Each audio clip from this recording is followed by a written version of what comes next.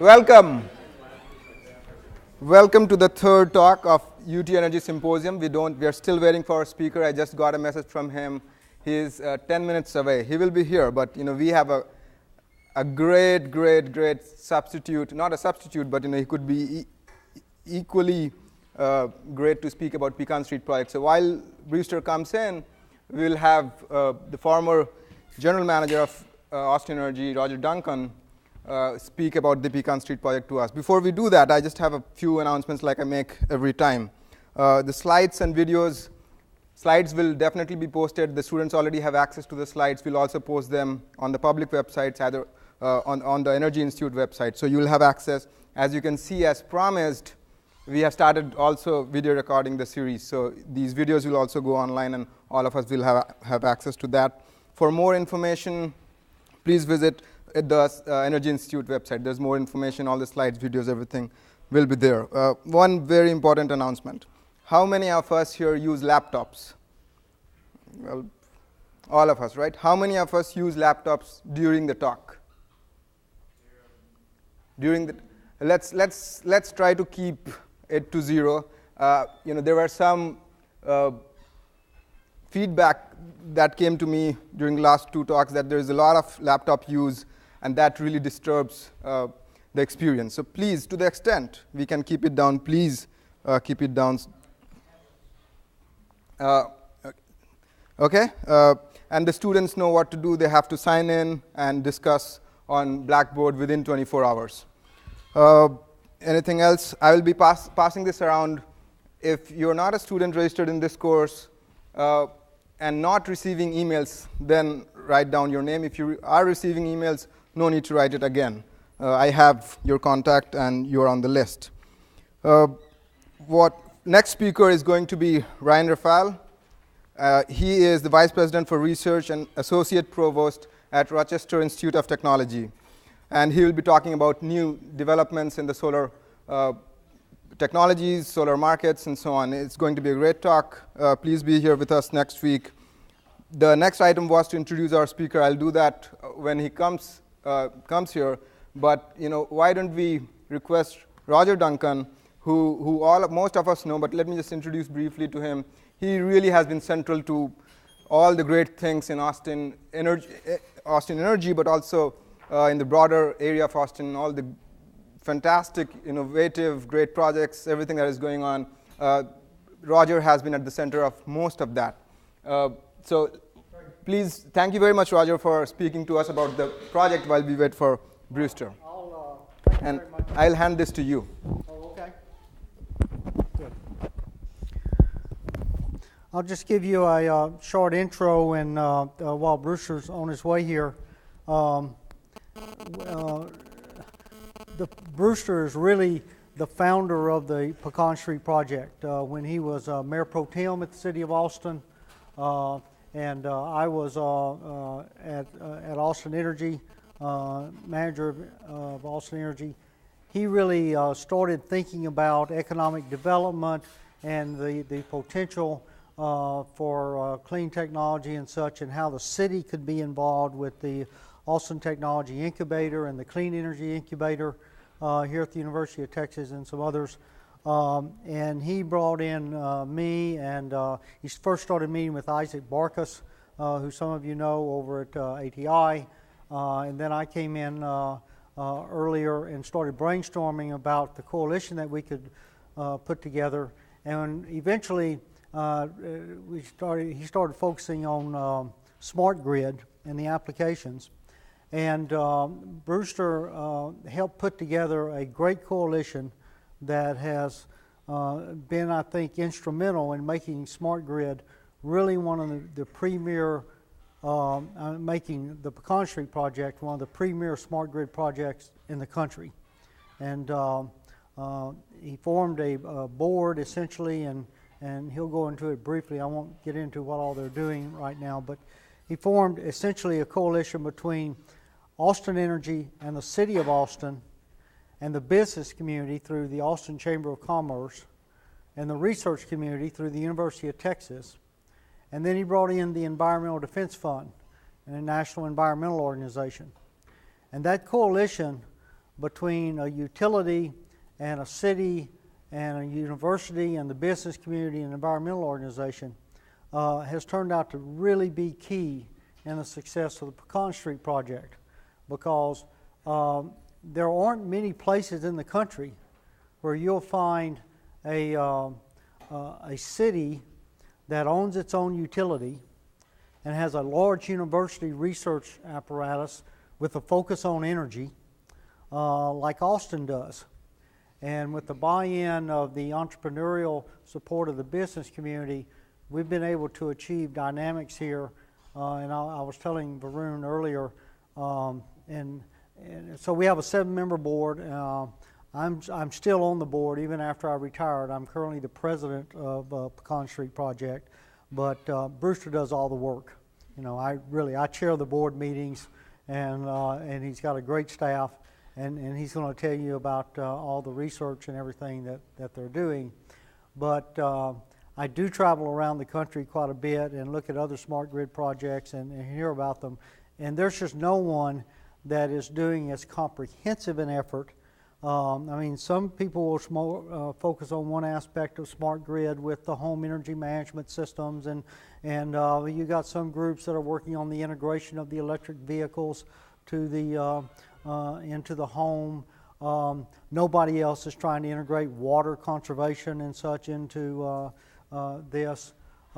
So, as Brewster will tell you in a bit, where we're at, we're the only project I know of that has a large enough database with the number of homes that we have that have solar on the roof and electric vehicles and energy storage involved and home energy management systems and the utility working hand in glove with the projects for metering and so forth. And we're getting very fine-tuned data. I mean, everyone else is dealing with 15-minute increment data. We're dealing with 15-second data. I don't know what else to get into without getting into his talk, but I just will say that it's exceeded our expectations when it certainly exceeded my expectations when it was first established. And any of you that have an opportunity to hear about the data and research coming out of the Pecan Street Project, and over the coming years, you're going to hear a lot about new research results coming out of that project. It's a real opportunity and privilege to be here in Austin with that kind of effort. I don't know. I'm going to leave it at that, and we'll let Brewster. Right.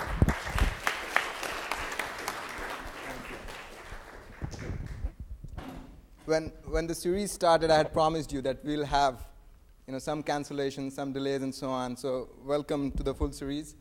We are getting a flavor of that. Let's just take, we'll try not to go out, but let's just take a couple minutes break. I'm sure Brewster will be here in a moment. Yes, sir. I have a question maybe Ron can answer. You hear a lot about smart grid and smart grid technology, and for those that might not be familiar with that technology, can you describe just in general concepts what it is you're trying to achieve?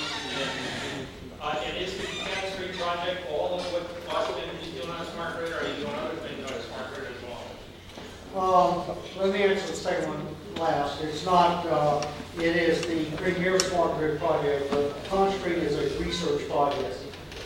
Independent of that, Austin Energy has installed first generation smart meters throughout our service territory. We were the first utility to do 400,000 meters in the service territory. The other aspects of smart grid are slowly moving along. And defining smart grid is turning out to be one of the real problems. And because everyone throws the term around, and smart grid is generally thought of as smart meters and devices in the home that give the customer feedback on their energy consumption, and so that you don't have to wait till the end of the month to see the energy consumption. You see it quicker, and even down to the devices and how they're interacting. It's also come to mean the technology that different companies are developing to give you control over your appliances through that energy feedback. but it's become much broader. And in California, for instance, the California Public Utility Commission just required 3 major utilities there to submit smart grid implementation plans.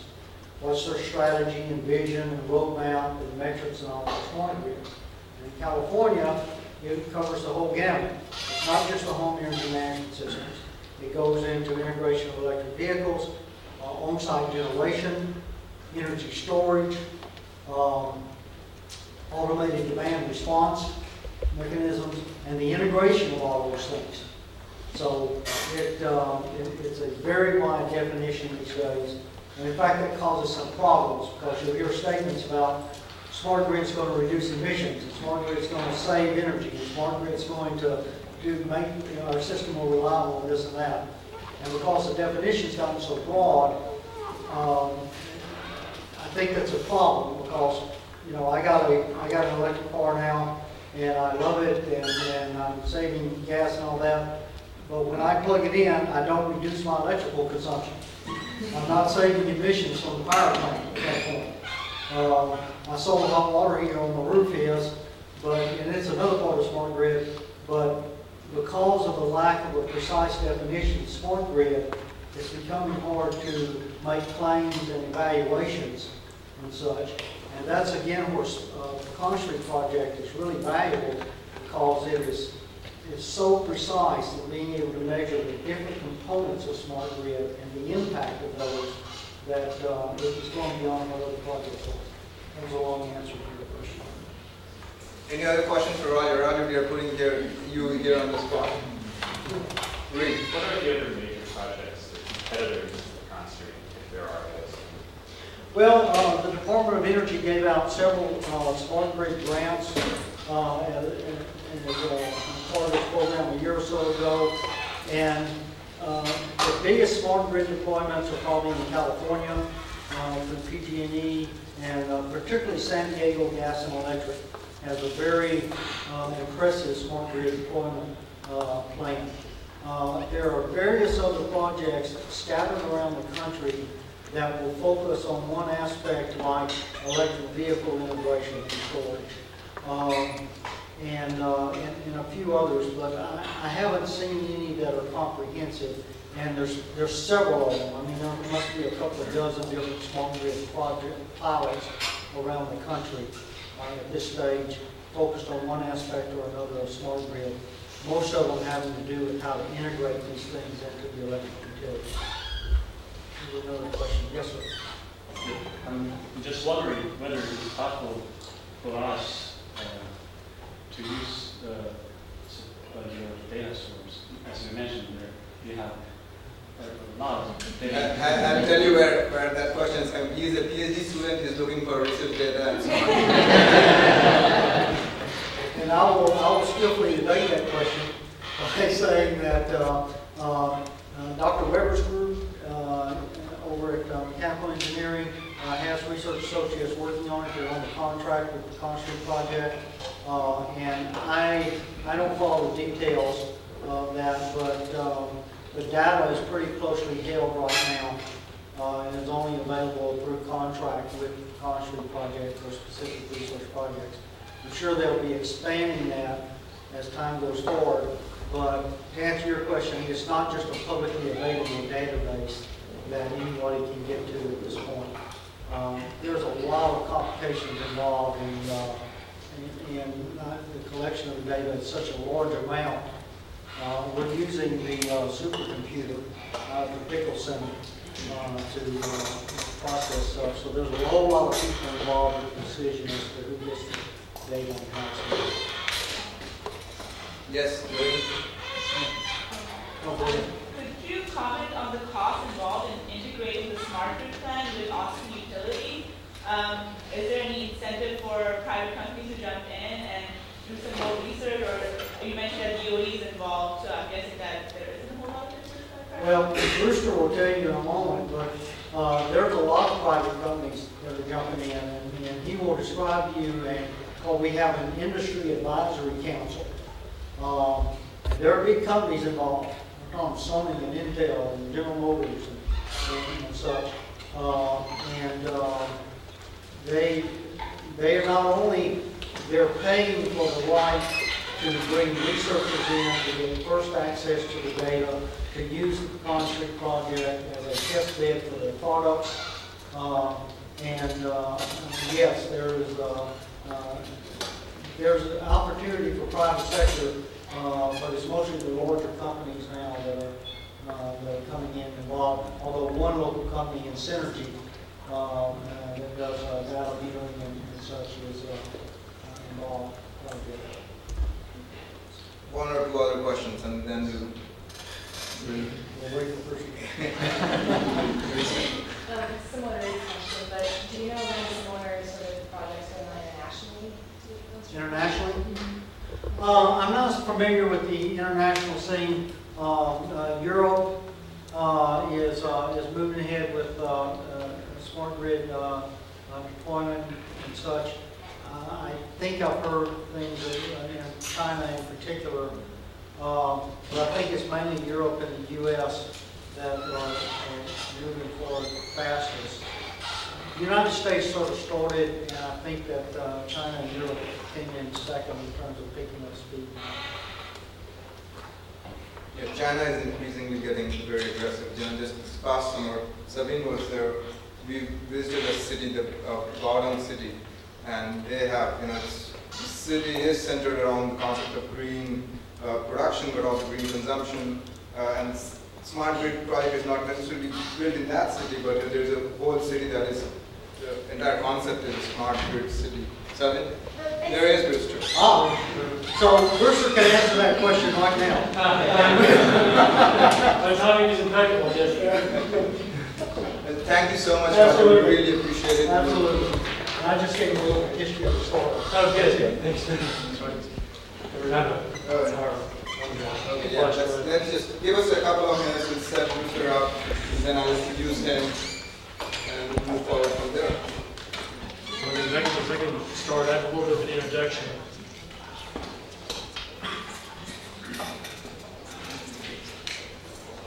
I apologize. We work at West Pickle Research Building, the old MCC building, and so some days you can get down here okay, and other days you can be in a world of trouble.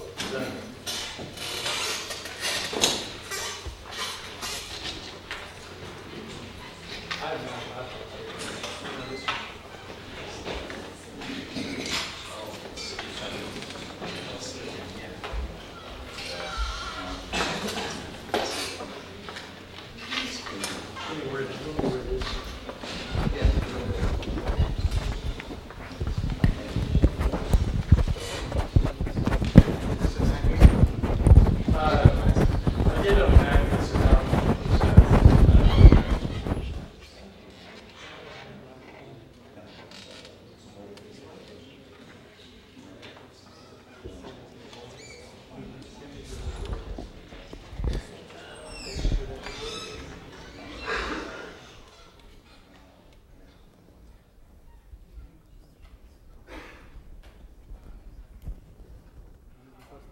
Yes, it is. Yeah.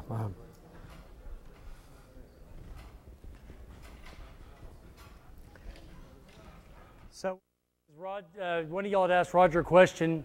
So, who was it and what was the question? Are there international smart grid projects? Yeah, there's a lot of this going on. I'm going to start by telling you a story. Yes. Oh, yes.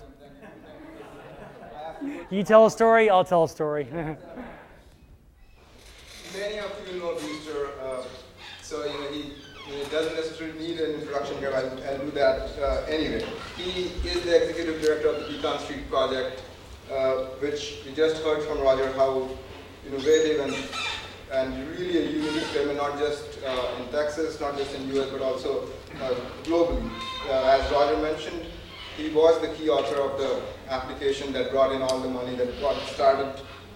Brewster was elected twice to the city council here, so he has been an elected official, and because of that position, he was also on the board of Austin Energy, so Roger and Brewster have worked closely for several years together.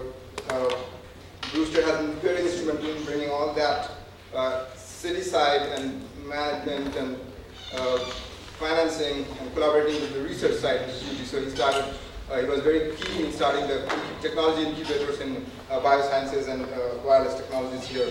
Before doing what he's doing now and before his positions in the city, he practiced commercial litigation. So he can go after some of the companies if they don't continue with the project.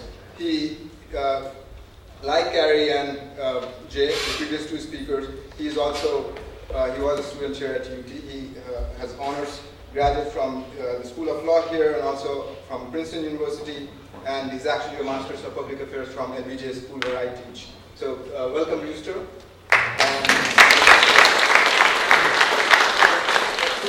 So to move slides forward, what do you do with this, or do you just do them? Okay. So in 1992, the company Silicon Graphics, their chairman of the board, a guy named Jim Clark, had an idea, and it was that you could watch on television, and you could, if you saw a product you wanted, you could point the remote at it and click it. It would take you to the product page. You could buy that product. You could read the newspaper on your television. You could communicate with other people who were on this network over the cable TV lines. He persuaded Time Warner and AT&T to embrace his idea of the telecomputer.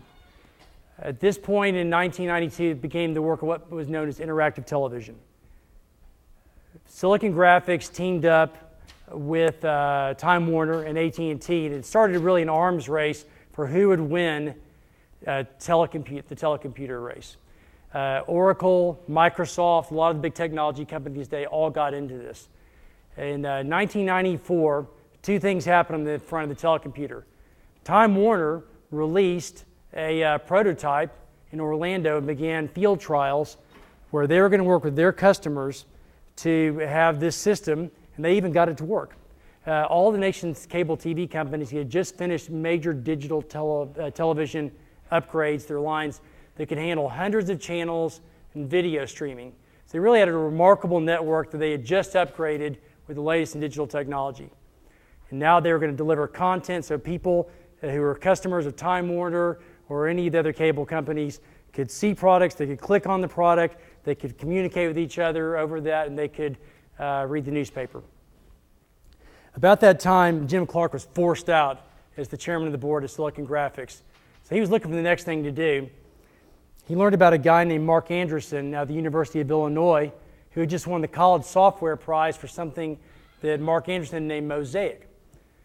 Mosaic was a way to do, well, let's put it this way, Jim Clark looked at it, he said, that's my television idea, but it's on computers. So he recruited, now that he didn't have a job anymore, he recruited Mark Anderson to come work with him. And he created a company to take that software Mosaic, and he named the company Netscape. So at the time, if you looked at who was going to take the idea and win, Time Warner, AT&T, Microsoft, Google, Silicon Graphics, high-capacity digital grid over the cable TV systems with a huge installed base, the ability to run streaming video, or a startup company that was running off of a government-run share net that was going to do the same thing but over a 2,400 byte per second modem on the telephone lines. By 1994, all the cable companies gave up. And later that year, about within a year, Netscape did its first initial public offering. And it went from $8 to $70 the first week, and the internet era was started. So how was it that by every known metric, a startup company running over an inferior network, how was it able to win against the titans of the American economy who had the best grid and incredible digital technology? Well, there's some lessons in that. And by the way, we're going to come back to this example here in a second, though, because the story doesn't end with Time Warner and Comcast and the cable companies having to throw in the towel on what looked a lot like the early precursor to the World Wide Web. So let's move on to this. So So things change. So this is a great one. This is an early car passing a horse. Okay, so if you look at, again, back when cars started, there were all sorts of laws against cars and in favor of horses because people rode horses. There was a whole supply chain to feed and care for horses. The second biggest item in landfills, if not the biggest in every community in America, was dead horses. That's kind of an awful thought, right? But that's how central horses were to the transportation economy. And so when cars came out, there was no fueling infrastructure. There was nothing about them. And in fact, a lot of states passed laws that did things like said, if you see a horse coming, you got to stop your car. Nebraska went further and said, if you see a horse coming and you're in a car, you have to disassemble the car, hide it in the brush, and wait till the horse passes until you can reassemble the car. Okay. All right, I'm going to show you maybe something more profound of change. It's my favorite. Turns out that the Flintstones used to pimp Winston cigarettes on air. Those are a pack of Winstons. So now, if you had a cartoon trying to pimp cigarettes, you might as well be trying to be pimping heroin, right? And so if you look at the cultural change that had to go into that being acceptable to that being unacceptable, I mean, think about it. They had Fred and Wilma Flintstone, two people who children trusted, right? If you can't trust Fred and Wilma Flintstone, who can you trust? Right? And so they're saying, this is good for you kids, right? They even had candy cigarettes. So there's a message in there, right? Which is, for starters, just because things have been one way in the past, that is a fallacy of logic to say that the future will be an extension of the past. And we have two examples where things have radically changed in a fairly short period of time. So the question is, well, how does that change happen? So it turns out that as economists have looked at this, there are predictable rules about what triggers change, that in a way that creates economy and solves problems. It's called innovation theory. The most prominent, actually the originator of it is a person named Clayton Christensen out of Harvard University's business school there, Harvard Business School. But it's become really the method of analysis for identifying how do new markets arise. So let's now look at what was expected of the clean energy economy. By the way, I could have gone back to 2006 and instead put the housing economy. All right. So this is not just about clean energy. This is about sometimes how the future doesn't turn out like you think it does. So these are actual quotes. I'm not putting people's names on them because I'm not trying to embarrass them. One, green tech could be the largest economic opportunity of the 21st century. Smart grid could be as big as the original internet. Next generation smart grid technology will grow to a $20 billion market by 2015. Clean tech offers the promise to be the next big engine of business and economic growth. This is my favorite one.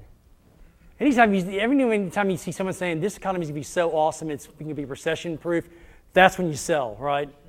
Okay. This is going to look more like a long boom, right? There were literally similar comments being made about home mortgage-backed security bonds, though. So I mean, this isn't unique. Now let's look at the summer of 2011. So summer of 2011 isn't just bad if you live in Texas. It's been bad if you were in the clean energy business from an economic standpoint. So Google kills Power Meter on June 24th. A week later, Microsoft follows Google to the home energy graveyard. Clean tech investing drops by a third in July. Evergreen Solar files for bankruptcy on August 15th. Solyndra filed for bankruptcy, laid off 1,100 people late August. Solar World shut the solar panel factory in California in early September. Foreign Affairs magazine, in their July-August issue, this is their lead article, Crisis in Clean Energy. So what is it, right? I mean, is it going to be great? Is it bad? I mean, is all hope lost? Okay, so I'm going to start off, and I'll tell you that a lot of this is normal for starters, right? This happened in internet, it happened in telecom, but there are some key differences here to be mindful of, because this is not going to be a straight replay of what happened in internet and telecom where they had their own troughs. And so there's some things that we have to be mindful of. So, why isn't clean energy creating more jobs right now, or at least jobs that stick? So, as we've looked at this in our work at Pecan, we're a smart grid and clean energy consortium based at the University of Texas. We've developed some opinions by applying the rules of economic innovation to a sector that I passionately believe will be done right, the future of our economy. But it's not being done right now. I'm going to say there's an important distinction to make between technologies and products. All right. The technologies have improved dramatically in the core technologies that go into new energy products and services. If you would have told anybody in the auto business 5 years ago that 2 of the 6 or 7 largest car companies in the world would have mass market electric vehicles that could travel 50 to 100 miles in a charge, that anybody could afford because they were going to come in at about $30,000, you would have been called insane, a dreamer, ignorant of the laws of physics. And now we have the Nissan Leaf and the Chevrolet Volt. Ford's about to unleash a whole raft of electric vehicles. So in battery technology and vehicle technologies, there have been really phenomenal improvements. The yields on solar panels and their ability to convert sunlight into electricity have had astounding improvements they're hitting somewhere around close to 30% of conversion ratio of available energy from sunlight to electricity in some of the newest technologies. The level of smart grid deployment is starting to rival what happened with the cable television industry in the early 1990s. So this isn't really a problem about the fact that we've been asleep at the wheel and not creating great technologies out of great research universities. So what is the problem? Well, so first off, there's a kind of a golden rule in economics, which is that if you want to create a big new economy, you have to do it through disruptive innovation.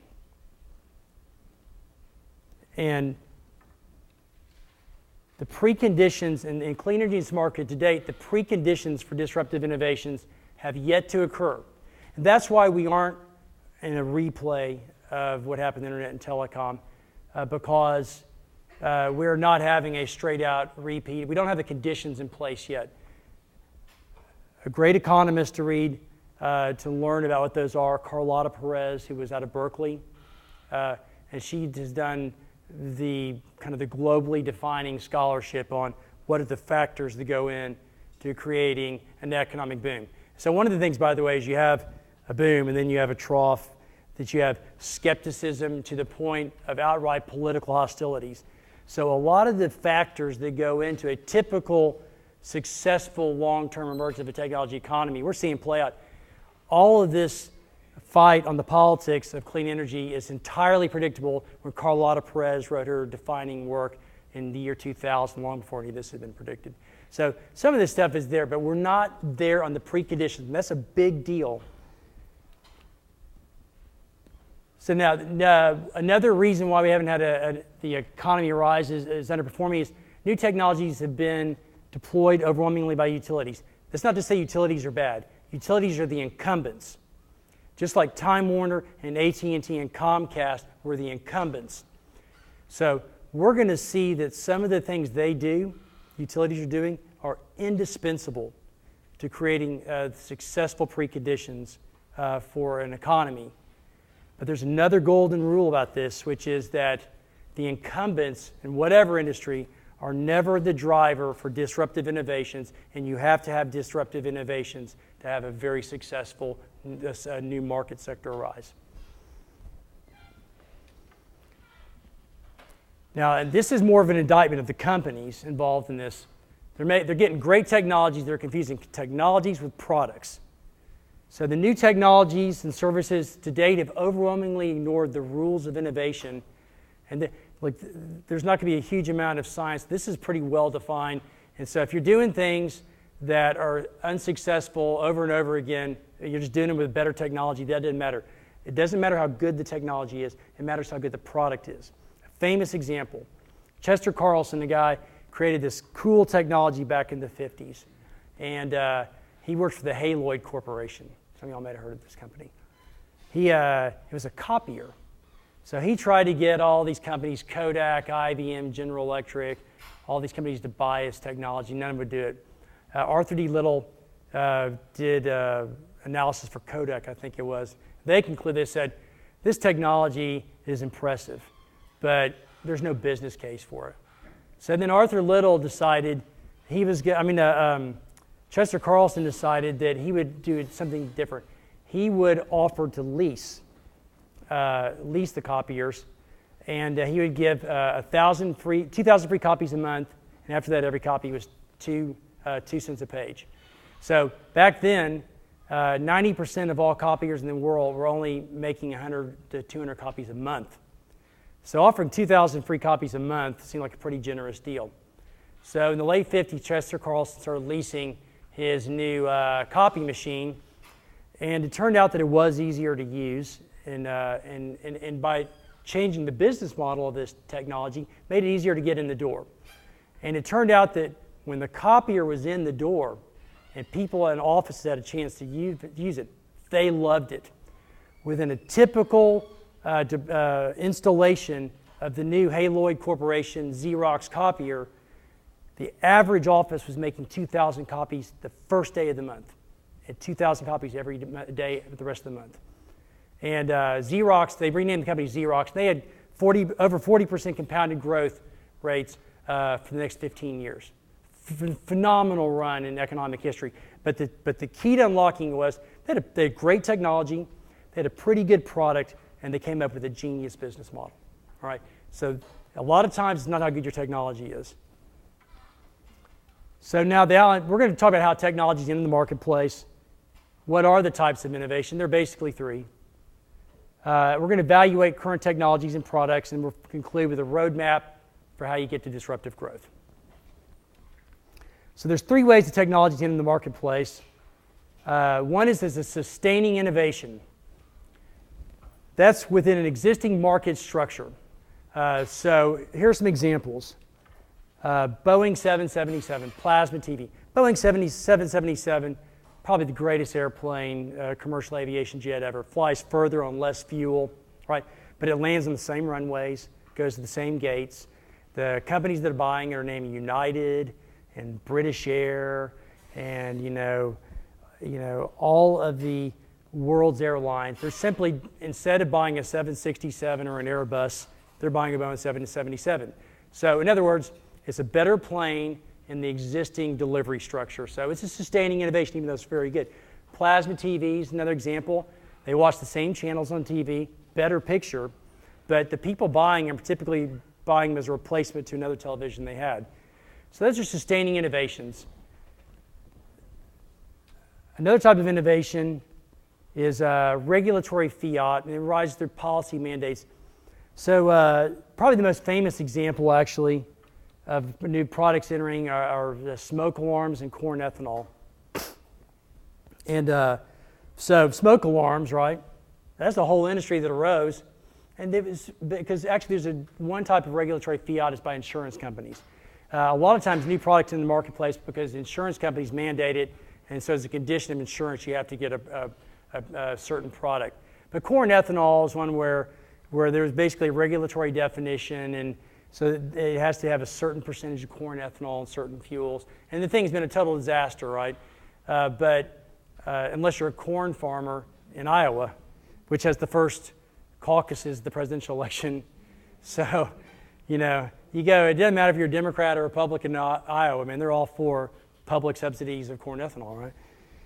So then disruptive innovations. Well, I did this on a Mac, and so in classic fashion, when I transferred it to Windows, everything is shown exactly backwards. This could be really interesting as we get a little bit further on. Disruptive innovations, new customers or consumption occasions. This is where the big economies arise, all right? So telephone, right? Telephone made it possible to compete against the telegraph from Western Union. The CEO of Western Union turned down the ability to buy AT&T or Bell Telephone for something like $1 million. He said it's a toy, all right? The difference, and by the way, and you couldn't make long distance calls. You can only call within about a mile or two. But it turned out you didn't have to go get someone to type it into code for you so you could go to somewhere else so they could translate the code and give it to the deliverer. You could just pick it up. And so for most people, the way they could communicate was either to do that business and then make their friend also go to the Western Union office, or they'd have to walk 45 minutes to go see their friend or ride their horse and then come back. It turned out that the ability to make a telephone call, no matter how limited the range, turned out to be a wonderful thing. Transistors. So who invented the transistor? Bell Labs. Who had the first successful commercial product using a transistor? Sony, the transistor radio. And it wasn't that other companies didn't understand the transistor. Zenith, Victor, RCA, all these guys, they knew that a transistor was an impressive technology, and they were trying to use it in their television, the vacuum tubes, even though their whole delivery structure and processes and manufacturing models were built around vacuum tube televisions that were big set-top things on the floor. Sony had the insight of, let's go for people who currently don't get to consume music because it's inconvenient for them, namely teenagers, right? If you were 17 years old when the Sony transistor radio came out, it didn't matter that the sound was terrible. The things about the Sony transistor radio were you could listen to it anywhere. You didn't have to be in the living room with your parents to listen to Elvis Presley. That was a big deal, right? You could take the radio anywhere. If you could plug it in, you could listen to music, and you could have freedom. And so then Sony kept on making the radios a little bit better. Then they moved to black and white televisions. Meanwhile, RCA and Victor and Philips and all these guys, they're still cruising along like, these crummy little Japanese black and white televisions don't compare to our really fine televisions. And then one day, Sony was making a television that was better than the incumbents. They're like, oh, we got to make a transistor-based TV. And they didn't know how. And Sony did, right? That's how disruptive innovations happen, right? But they first off emerged by offering people something that they want, but haven't been able to get because now they're able to get it in a different place or more convenience. By the way, photocopiers, Kodak and IBM went toe-to-toe with Xerox. Xerox smashed them. Canon and Sharp made crummy little copiers that only 2 people would use in an office, and they killed Xerox, right?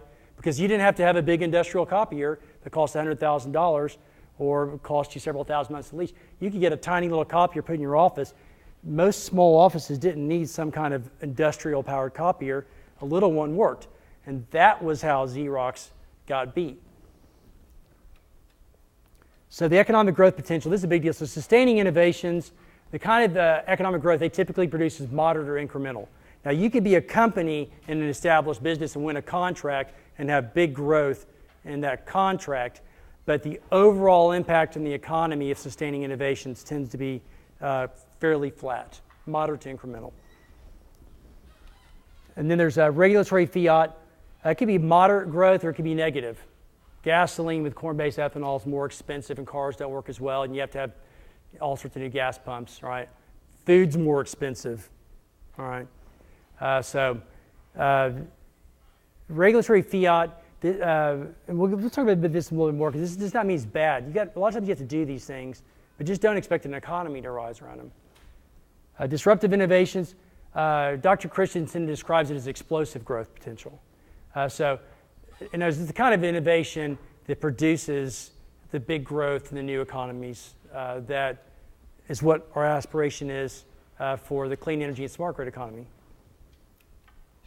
So let's talk about sustaining innovations. How are they deployed? They're deployed within the existing market and delivery structure. The customers, this is a big deal. The customers for sustaining innovations are the most demanding customers in the industry.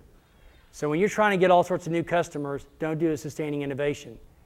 So sustaining innovations, right, these are the people that get, you'll see in a second, they get the software upgrades and things like that. So what they'll pay for. the most demanding customers will pay for the improvements along things that are important to them. Okay, so typically, for instance, right, if you are an airline, what's important to you maybe is fuel economy on jets, or if you are a videophile and you really love your movies, maybe you want to buy a plasma TV, and you'll pay $1,000 extra for a television over getting just a small little 13-inch television for your kitchen. So the most demanding customers, not the mainstream of the market, the most demanding customers, these a lot of times are called the early adopters, by the way. But the metrics that people value can be surprising, because when you hear things like, oh, hey, you'll save money, that's why you're going to love it. Well, that's not actually why early adopters and demanding customers buy it. They buy it because it meets a need of theirs, and they will pay a premium for that. So the fact that it will save them money is almost a totally irrelevant statement when it comes to a frequent type of sustaining innovation. So they'll pay for more capability, like software upgrades, price sometimes. This is a big one, ethical, right? So this is misunderstood. So there are people who will pay a premium because they care about the environment. Now, it's not the mass of the market, right? But if you're Whole Foods, it's a nice business to be in as a Fortune 500 company, or Trader Vic's, right? So this is not an irrelevant statement. So there's a frequent sneering comment about Prius owners, right? Say, oh yeah, look at those guys in their Prius, right? I mean, here are these guys with PhDs making $250,000 a year, and they're driving a car that's so tiny, right? I mean, they could have an Escalade, right? And he asks a Prius, and they're like, well, why in the world would I want an Escalade? That's contrary to all my values. I want a car that delivers something important to me, which is my values, all right? So when we look at the early adopters for products in this world, these are very important customers, but don't think of them as the drivers of disruptive innovation. They are the sustaining innovation customers, but that means they're the early adopters. So understanding what to expect out of what customer and what type of innovation to be a big key to this. So the winning companies, this is economic innovation theory says that just like when IBM and Kodak went head-to-head with Xerox, the winning company is the incumbent. Great story, NCR, National Cash Register. So what do they sell? Cash registers, right? Yeah. They're not like the Railroad Commission that regulates oil. So NCR, back when electromechanical cash registers were what everybody bought, who bought cash registers, that's what they made, right? And they were the dominant company in the world in cash registers. And then in 1 year, electronic cash registers came and totally took over the market. And in a 1 year period, NCR sold virtually no copiers in an entire year, right? Totally wiped out. The next year, NCR began selling electronic cash registers. And you know what happened to NCR's market share that next year? They went right back to where it was before. You know why? They knew how to sell cash registers, right? They had the sales force. They had the service force. They knew who were the customers for cash registers. So what this tells us is if you've got an idea and you're trying to deploy it as a sustaining innovation, you're a startup, your best bet is an exit strategy. Get in, be impressive, and sell to an incumbent because the incumbents win. That's what economic theory says. So sustaining innovation, there's a type of sustaining innovation called cramming, and that's deploying new technologies into incumbent models, even though they don't work as well in that model. There's a fascinating thing about to play out on potentially in cramming between what Microsoft's theory is in operating systems for tablet computers versus Apple's.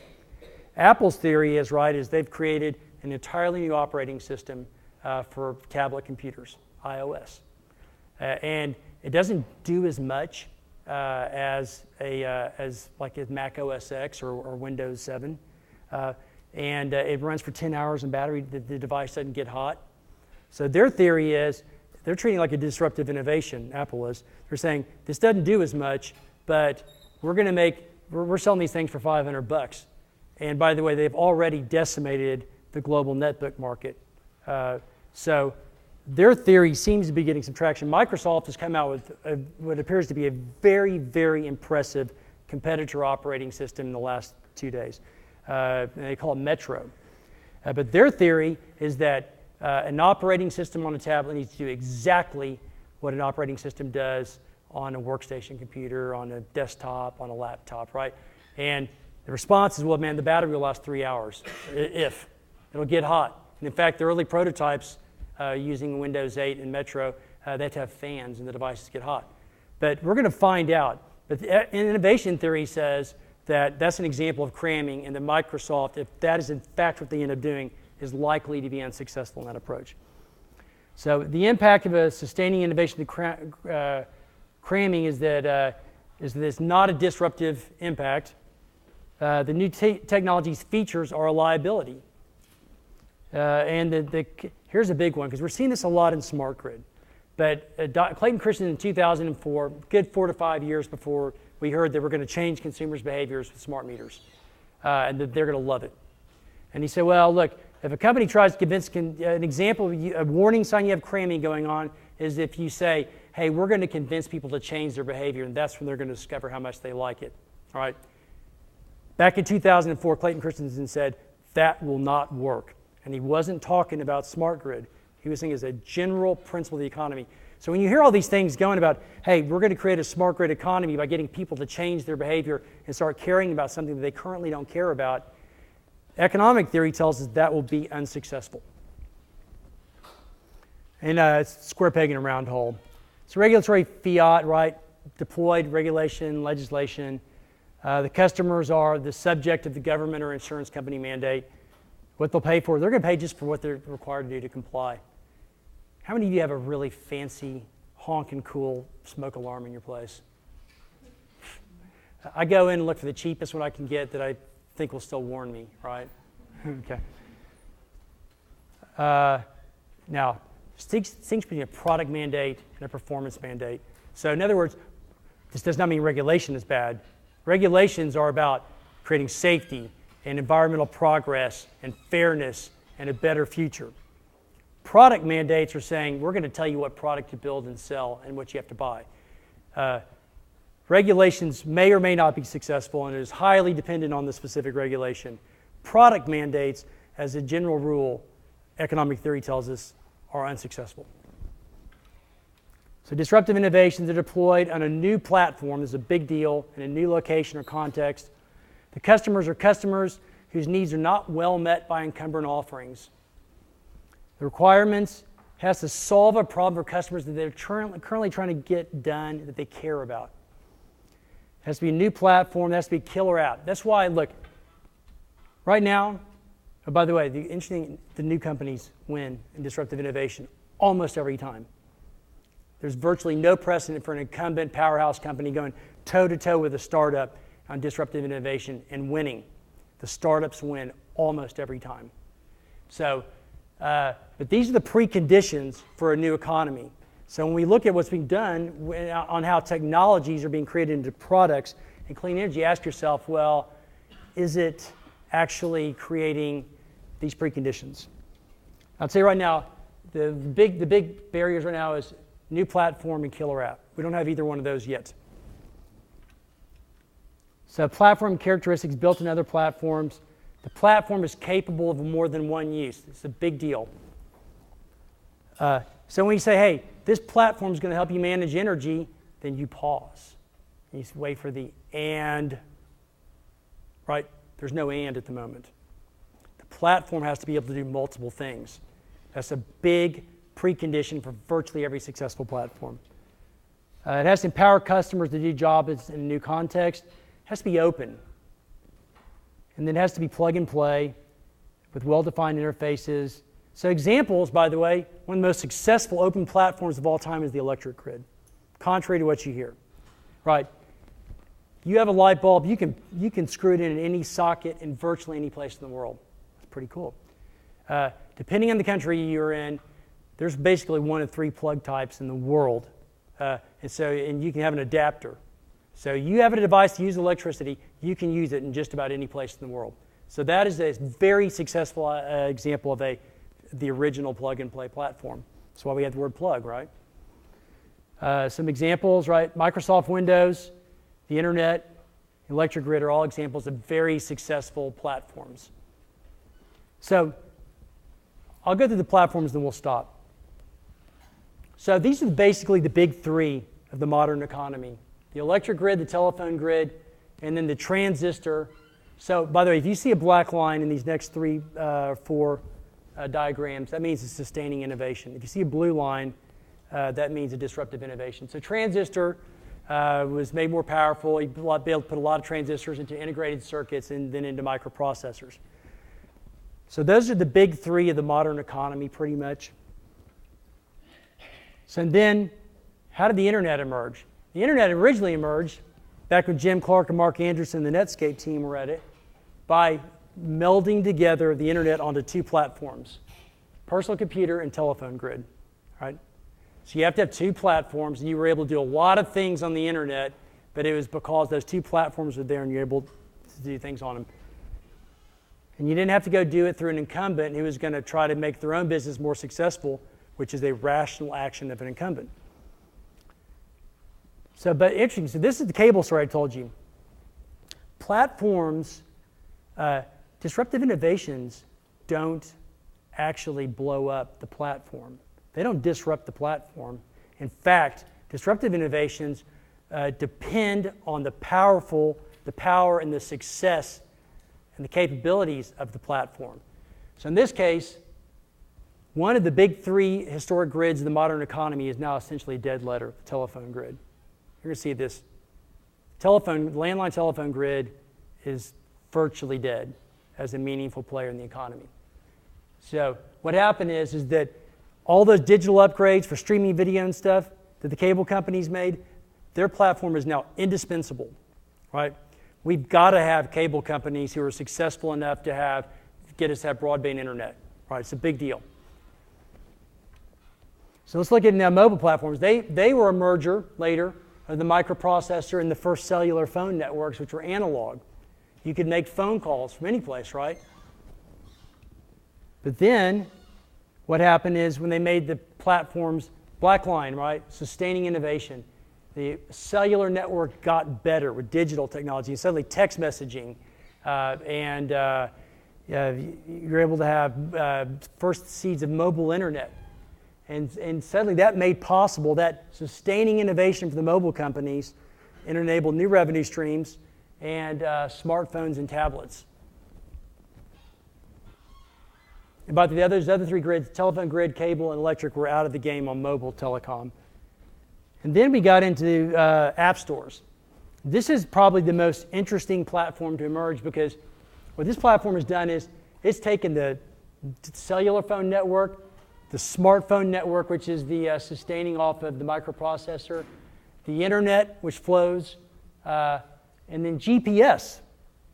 So President Reagan, after the Korean Airlines was shot down, plane was shot down over Sakhalin Island back in the mid-'80s, it's the first time that they said, man, we've got to open up GPS to make it available to somebody besides the Pentagon.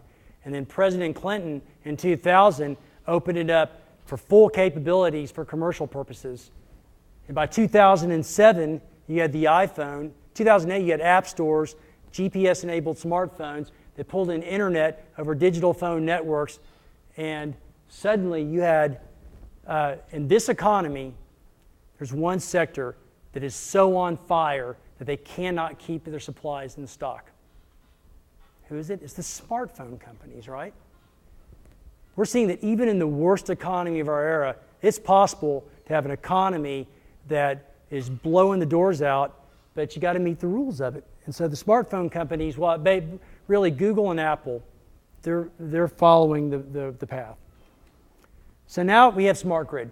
This is smart grid's value proposition, right? Still remaining totally disconnected from any of the other big platforms of the economy. Now, on the other hand, we look at cable TV. What's going on with smart grid is not useless, right? We're getting a more functional, digitally powerful grid. And so if at some point that does get connected in, here you are, sure. Then what you have happen there, which is a big deal, is you suddenly have a very powerful grid like the cable TV grid did, which lost out to Netscape, but then became the indispensable platform for the internet. Right? So we're wrestling with this. I don't know the answer to this, but what does this new platform for disruptive innovation energy technologies look like? We don't know. All we know is that to succeed, these smart grid technologies are going to have to integrate in probably into digital cellular networks and the internet. Maybe something like an app store for the home and business. So we know is that it's got to draw from that, and it's got to be able to, it doesn't have, so smart grid is not going to produce companies that run competitors to electric companies. In fact, they're going to depend on the distribution operators doing a great job of running a digitally powerful, competent grid. They'll take that and they'll integrate it into some other stuff, and they'll start creating new products and services using electricity data and electricity management and merging with other kinds of functions, so that when we say there's an app for that in the future, we'll kind of have the grid of grids up there. So the last thing I'll show you here, because this is an example on how what happened on what the iPhone and the apps were disruptive to. Disruptive GPS services, right? Garmin, TomTom, those guys are dead man walking right now, right? Because you can get maps with GPS in your phone. Calculator makers. Who would buy a standalone calculator if you have a smartphone? Map makers. Camera companies, right? Unless you buy a high-end camera, you're sunk, because everybody uses their phone now for their camera. Stopwatch makers. CD and DVD manufacturers. You don't need a DVD player now on a computer, right? Sure don't in a smartphone or a tablet. Video camera companies. Everybody has a video camera who has a smartphone. Compass makers. Large software companies. Now you have all these mom and pop shops, a lot here in Austin, who are making software that's going toe-to-toe with the big boys.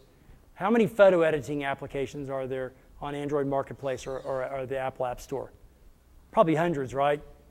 You probably could have found 3 5 years ago at a store. 2 of them are probably called Adobe, right?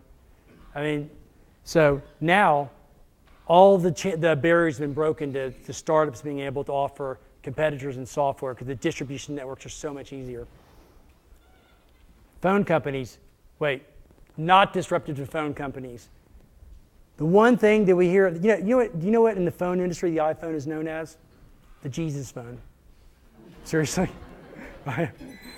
So, in other words, the Jesus phone has not been disruptive to the one industry it entered, right? But that's innovation theory for you, right? So, as you're looking at what can happen in clean energy, and I'll stop and take questions now, but remember that, and we'll make the presentation available because we've got a lot more detail in the back end of this. But the thing is that where this is going is take the power of the platform to empower consumers. I expect that the inevitable technologies in this era, under this model, will be solar, right? Solar is the laptop computer of electricity.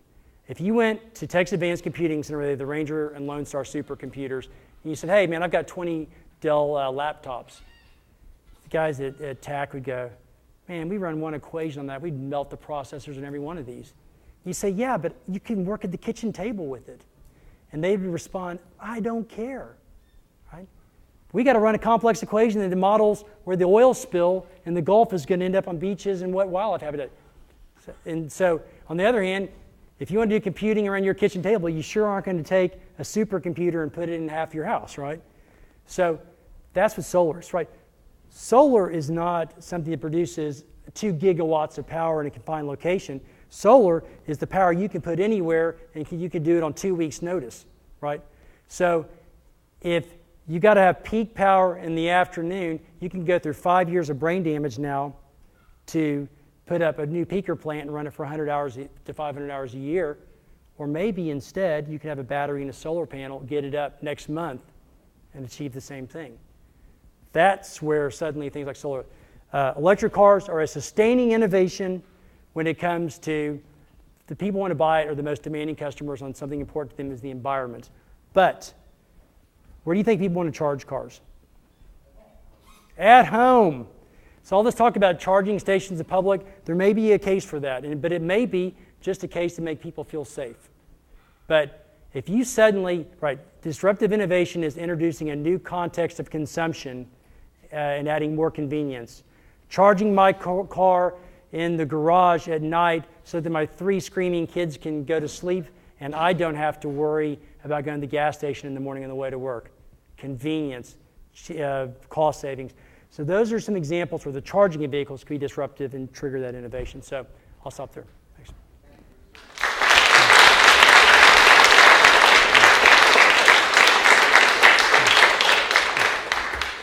Brewster just gave a brilliant summary of what I teach in an entire semester in the spring. Some of the students recognize that here. We have time maybe for 2 or 3 questions, but before we take the questions, if you have to leave, we are over time. If you have to leave, please feel free to do so. We'll have 30 seconds for people who want to leave.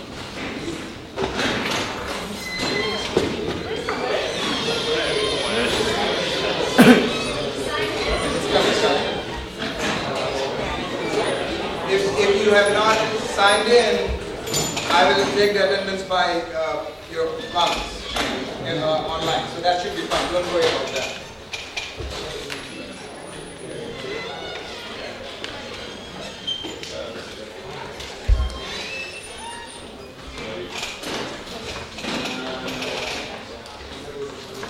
All right, let's get some questions on the floor. And yes. Just going off that charging station that you were just talking about. I know a lot of us live in apartments, and it doesn't seem like that's a very convenient way to charge your car. What would be some kind of technology that would, be able to have an extension cord going from your 3rd floor apartment to the parking lot? So, Yeah. So one of the member companies that we're working with who will be deploying systems here in Austin, probably in an apartment building within a year, less than 1.5 miles from where we stand today. They've shown us this technology. It recognizes your device, and when you plug a plug into your device, it recognizes who you are. And if someone tries to take the plug out and put it into their device, it automatically charges them and not you. So that's a big deal for charging electric cars in apartments. So disruptive innovation tells us that the biggest area of opportunity in clean energy is going to be to start in apartments, right? Because these are the customers that are the least profitable to serve for utilities. So if you can figure out a way to profitably serve them and meet their needs and do it in more convenience, there's a lot of opportunity there. But it's going to be technologies like that we're going to have to test out with real people, and we are, because we don't know the answer. What people like, the only way you can find out is by finding out what to do. Eric? I guess just a really general question. So you broke down the way that innovation was introduced into those 3 different models, the sustaining, the policy mandates, and the disruptive. I was just wondering, so where do you see that all the different clean energy technologies that they should fit into that disruptive category? Do you see any do you think that any kind of policies are necessary, or does it depend on the energy? Okay, so yeah, it's a good question. So if one is looking, for instance, to have less polluting electricity, one would say, the innovation theory would say, well, put a performance requirement on it. You only have so much carbon, right? Don't specify a product. If one is looking to create an economy, one would say, under innovation theory, well, let's look what this technology is good at, right? So wind power, for instance, on the coast, strikes me as a very powerful sustaining technology. Why? Because utilities are really crimped in the afternoon to deliver electricity.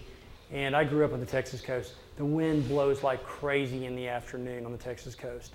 So that's an example you fit in the delivery model. So some of these clean energy technologies are going to be very good at sustaining technologies.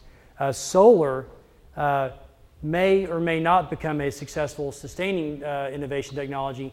But one thing you do about solar that you can't do with any other technology except for natural gas fuel cells also, but solar is easier, is you can put it anywhere, right? Put it on anybody's roof. So what General Motors wants to do is say, let's take volt batteries, and after they're 70% capacity, we have to pull them out of the cars, let's stick them in a house. And let's run to a solar panel. And you can charge your car for free in sunshine. That's disruptive. I was going to talk about. Okay, go ahead. Go ahead.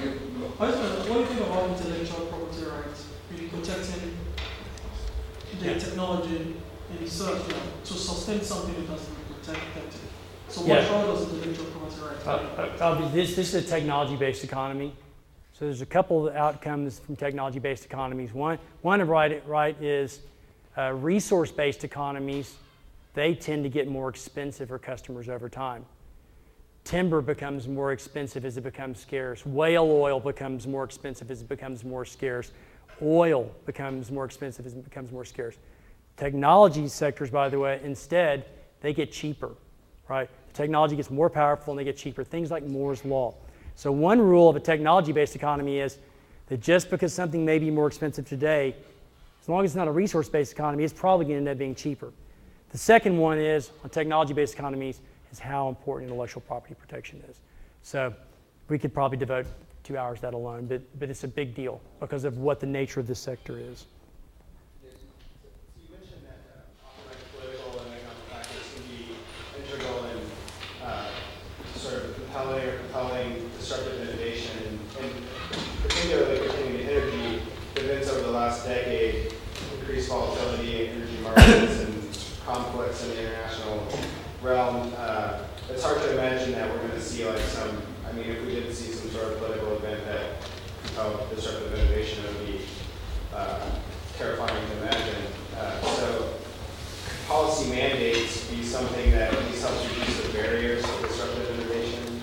Well, what innovation theory will say is if it's a policy mandate about a performance specification, so things like CAFE standards, average fuel efficiency requirements, they're not telling you what car has to be fuel efficient. They just said as a fleet-wide GM, Chrysler, Ford, you got to figure it out, but you got to meet this standard. So that's an example of a performance-based mandate that achieves some important societal interests without mandating a particular product. And so those are typically pretty successful. Those have a good track record for this. Question? Yeah, why don't you go first? My question is, it seems to me that utilities are a little hesitant to consider things like two-way metering, although some utility and some generators have adopted them in the Houston area. Why is it that such a technology can be so powerful, say that I generate more electricity than that I actually use, but I would like to put back into the grid? It seems to me that a technology that could accept that doesn't seem to be something utilities want us to be able to do as consumers. Yeah, and by the way, innovation theories, that's totally predictable, right? Because there's something called the resources process values test. And so that is that an incumbent company in a sector, like let's take distribution utilities. Are distribution utilities good at arbitraging electricity from thousands of different sources? No, but man, they pulled off a remarkable feat, right? Which is when you turn on the switch, the lights come on, no matter how many switches you turn, no matter what time of day you do it. So their people are highly skilled at doing a certain set of activities. So they're going to look under sustaining innovations for things that help them do that job better. So when these new things come along, it is, first off, entirely predictable in any industry in the world you're in that the incumbents are going to not embrace that. The second thing is, I don't know for quite a while that that's going to even be that interesting, because if cars come along and use electricity, are you going to sell it back to the grid, or are you going to save it for your car, right? Because if you deliver it on site, okay, so a typical electric, I think the average rate in Austin is about 8.5 cents a kilowatt hour. And let's say maybe 4 to 5 cents of that, 4 cents of that roughly is the wires cost. If you're generating on site, then you're not having to use the wire system, right? So, but if you were to sell that electricity back, you would probably, in fairness, need to be paid the wholesale rate. So you maybe get 3 cents to sell electricity back, whereas if you could use it, you would avoid 8 cents. So that's why I think as new things come along like cars, that new ways to generate it, we'll probably not want to sell it back for a while. Time for just maybe 2 more questions, one here and one here. So a lot of what made smartphones successful is that anybody can kind of come along and make their own app. And a lot of same can be said for a lot of early internet or early computing. You see anything similar happening with the smart grid and what factors you think might enable that? So let's go back to this diagram here. It's kind of a busy diagram, but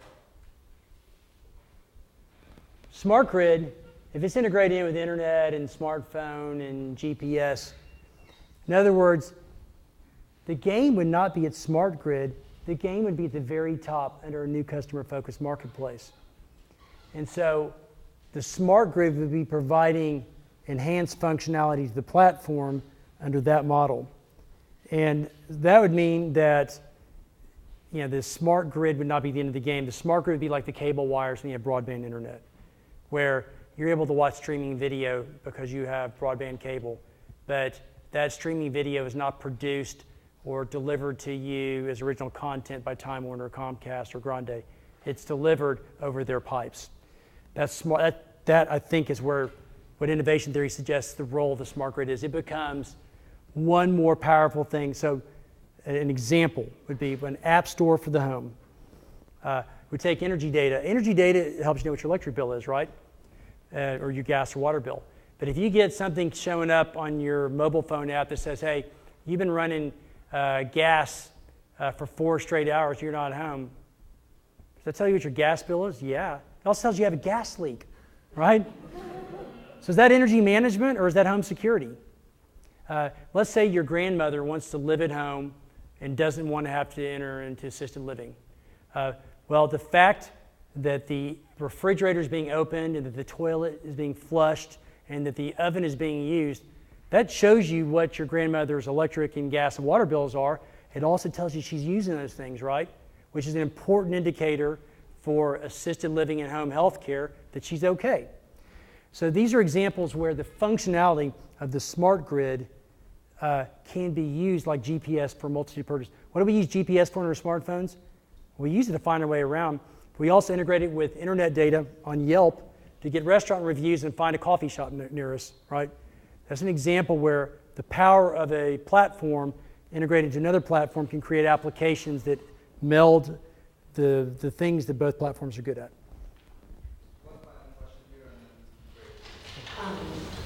If the success of new disruptive technologies depend on providing new, more convenient ways of consuming, is that mentality contrary to creating and innovating a sustainable society? So, take these things, right? So, this is an example.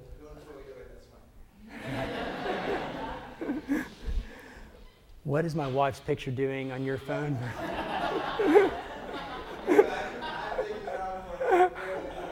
All right.